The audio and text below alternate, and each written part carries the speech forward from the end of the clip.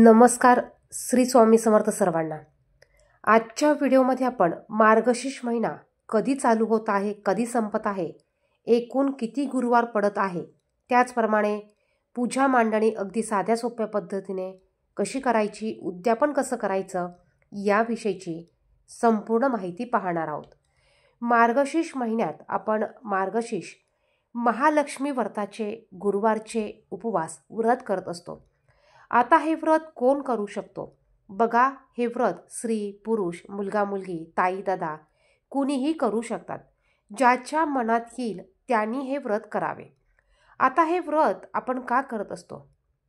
पहा, आपल्या घरात सुख, समाधान, शांती, उत्तम आरोग्य मिळावं, त्याचप्रमाणे घराची भरभराटी व्हावी, घरात लक्ष्मी स्थायी स्वरूपात वास करावे, त्याचप्रमाणे घरातील काही आर्थिक अडचणी असतील त्या अडचणी नष्ट होण्यासाठी आपण महालक्ष्मीचे हे व्रत करत असतो. आता हे व्रत करत असताना यामध्ये आपल्याला महालक्ष्मी महात्म्य ही व्रतपुस्तिका आणायची असते. 2025मध्ये बघा, 20 तारखेला कार्तिक अमावस्या आहे.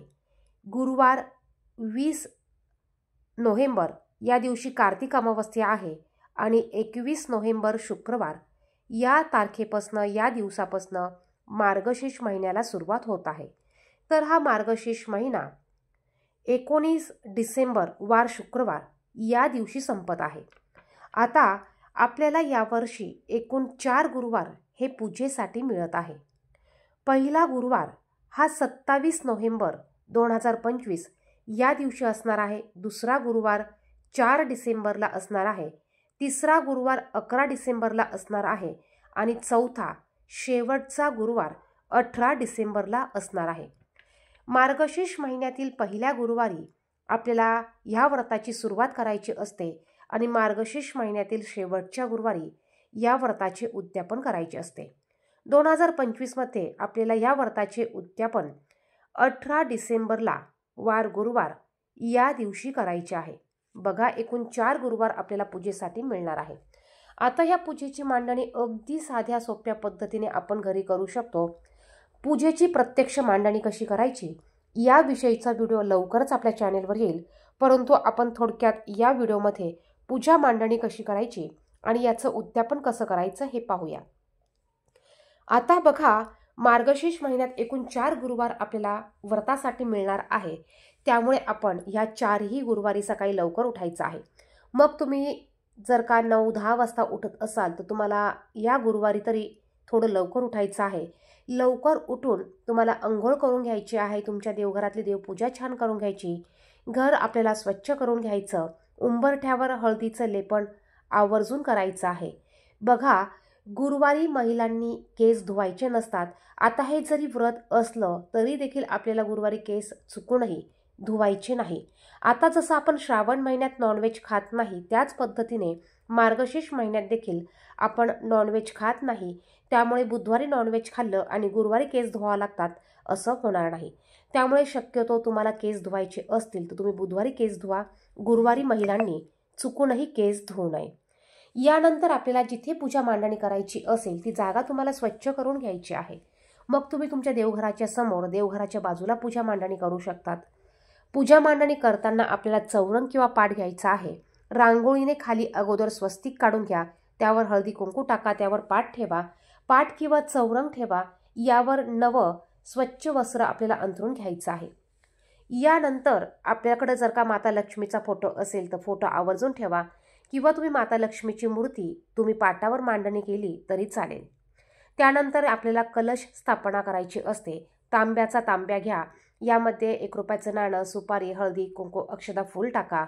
5 विड्याची पानं किंवा आंब्याची पानं ठेवून यावर 1 नारळ ठेवायचा आहे. नारळ ठेवताना तो नेहमी त्याची शेंडी वरच्या दिशेला येईल या पद्धतीने नारळ ठेवायचा आहे. सर्वात अगोदर दिवा प्रज्वलित करून घ्यायचा. मग तुम्ही शुद्ध तुपाचा, तेलाचा दिवा लावू शकतात किंवा तुम्ही दोन्ही बाजूला 2 समया लावल्या तरी चालेल. दिवा प्रज्वलित करा. दिव्याला हळदी, कुंकू, अक्षता, फूल अर्पण करा. नमस्कार करा. मंत्र येत असेल तर दिव्याचा मंत्र म्हणा आणि दिव्याला नमस्कार करून आपल्याला पूजेची सुरुवात करायची. यानंतर माता लक्ष्मीचा फोटो ठेवा. मूर्ती असेल तर मूर्तीला अभिषेक घालून घ्या सकाळी सकाळी. त्यानंतर मूर्ती ठेवा. मूर्ती नसेल फोटो नसेल तर काही हरकत नाही, कलश स्थापना करून घ्या. त्यानंतर आपल्याला गणपती बाप्पांची स्थापना करायची आहे. तुमच्या देवघरात गणपती बाप्पांची मूर्ती असेल तर मूर्ती ठेवा, किंवा तुम्ही एक सुपारी गणपती बाप्पांचं प्रतीक म्हणून जोड विड्याच्या पानावर थोडेसे तांदूळ ठेवून त्यावर ठेवले तरी चालेल. गणपती बाप्पांना हळदी, कुंकू, अक्षता, फूल असेल तर फूल अर्पण करा. गोड खोबऱ्याचा नैवेद्य दाखवा. त्यानंतर कलश मांडून घ्या. कलशाला तुम्ही सजवू शकतात. या ठिकाणी तुम्ही या पद्धतीचा एखादा मुखवटा आणू शकतात. सुंदर असे वस्त्र मिळतात. तुम्ही माता लक्ष्मीसाठी वस्त्र आणू शकतात. हे वस्त्र आपल्याला कलशाला परिधान करायचे आहे. मुखवटा आणल्यानंतर तुम्ही छान मुखवटा सजवू शकतात. नथ घालू शकतात. गळ्यात मंगळसूत्र किंवा नेकलेस किंवा तुमच्याकडे जे हार असतील ते तुम्ही हार घालून छान असं तुम्ही लक्ष्मीचा मुखवटा हा सजवू शकतात. किंवा तुम्ही अगदी साध्या सोप्या पद्धतीने कलश स्थापना केली तरी चालणार आहे. यानंतर श्रीयंत्र असेल तर तुम्हाला श्रीयंत्र देखील या पूजेमध्ये ठेवायचं आहे. त्यानंतर लक्ष्मीकारक कवड्या असतील तर तुम्ही कवड्या देखील ठेवू शकतात. यानंतर आपल्याकडे जे हे श्री महालक्ष्मी व्रत पुस्तिका आहे, हे पुस्तिका तुम्हाला एका बाजूला ठेवायचं आहे. कोणतीही 5 प्रकारची फळं तुम्हाला घ्यायची आहे. ही फळं देखील आपल्याला इथे ठेवून घ्यायची आहे. त्यानंतर आपल्याला 5 प्रकारच्या झाडांची पालवी आणायची असते. 5 प्रकारच्या झाडांची, फुलांची किंवा फळांची झाडं असू द्या, याची पत्री आपल्याला तोडून आणायची आहे.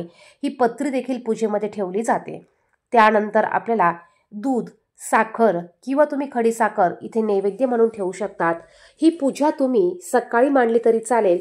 शक्यतो पूजा सकाळी मांडा, म्हणजे संपूर्ण दिवसभर पूजा राहील. पूजा मांडणी केल्यानंतर तुम्ही जे हे पुस्तक आहे, या पुस्तकातील आपल्याला महालक्ष्मीची कहाणी वाचन करायची असते.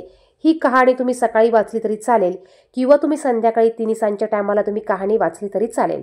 संपूर्ण दिवसभर उपवास करायचा असतो. संध्याकाळी सात्विक आहार करून नैवेद्य दाखवून आरती करून उपवास सोडायचा असतो. आता उपवासामध्ये बघा, ह्या महालक्ष्मी व्रताच्या उपवासामध्ये शक्यतो गोड पदार्थ खाल्ले जातात. मग यामध्ये तुम्ही चहा, दूध, कॉफी, त्याचप्रमाणे दही, ताक आणि फळं तुम्ही खाऊ शकतात. शक्यतो यामध्ये तिखट पदार्थ खाल्ले जात नाही, परंतु आता काही ठिकाणी ते खाल्ले जातात. आपल्याला शक्य झाल्यास आपण गोड फलाहार, दूध, दही या गोष्टी घेऊन आपण हा उपवास करू शकतो. हा उपवास सकाळी धरून संध्याकाळी सोडायचा असतो. त्याचप्रमाणे बघा, जर का तुम्हाला एखाद्या गुरुवारी मासिक अडचण आली तर त्या दिवशी तुम्हाला उपवास करायचा आहे. पूजा मांडणी तुम्हाला करता येणार नाही. जर का तुमच्या घरात पूजा मांडणी करण्यासाठी इतर व्यक्ती असतील तर तुम्ही साईडला बसा, उपवास करा आणि त्यांच्याकडनं पूजा मांडणी तुम्हाला करून घ्यायची आहे.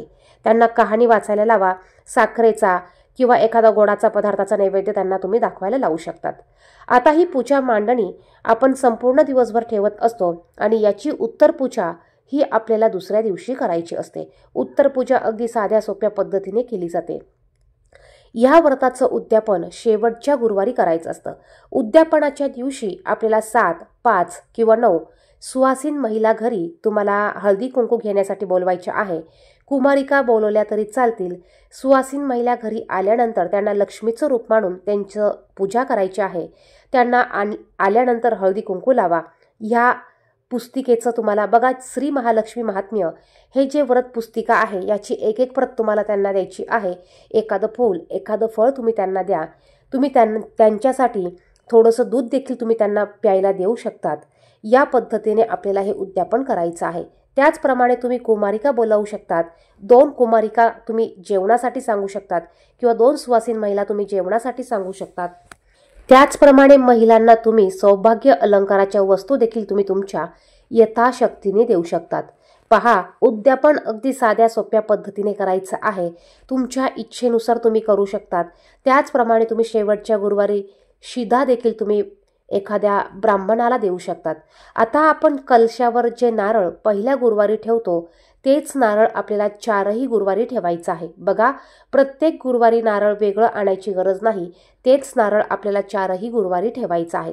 आता हे नारळ तुम्ही आणल्यानंतर 1-2 गुरुवार झाल्यानंतर जर का तुमचं हे नारळ, या नारळाला तडा गेला तर तुम्हाला हे नारळ पाण्यात विसर्जित करायचं आहे आणि दुसरं नारळ तुम्हाला विकत आणून तुम्हाला कलशावर ते मांडायचं आहे. अगदी साध्या सोप्या पद्धतीने आपल्याला ही पूजा करायची आहे।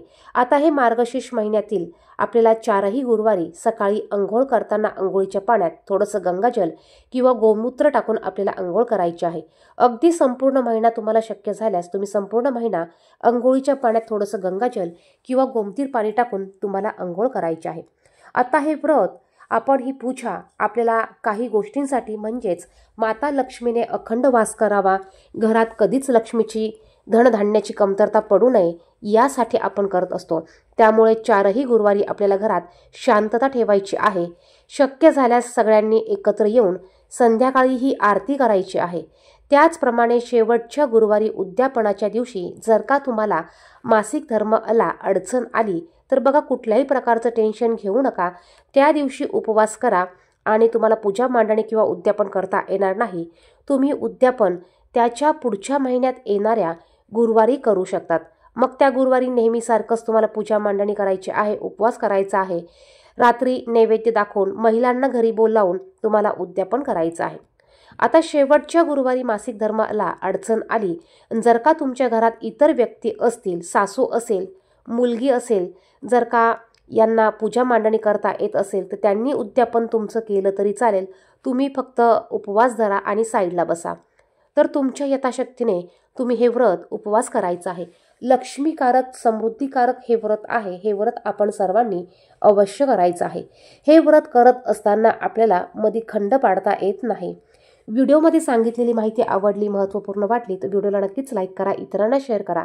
कमेंट बॉक्समध्ये श्री महालक्ष्मी नक्की लिहा। धन्यवाद।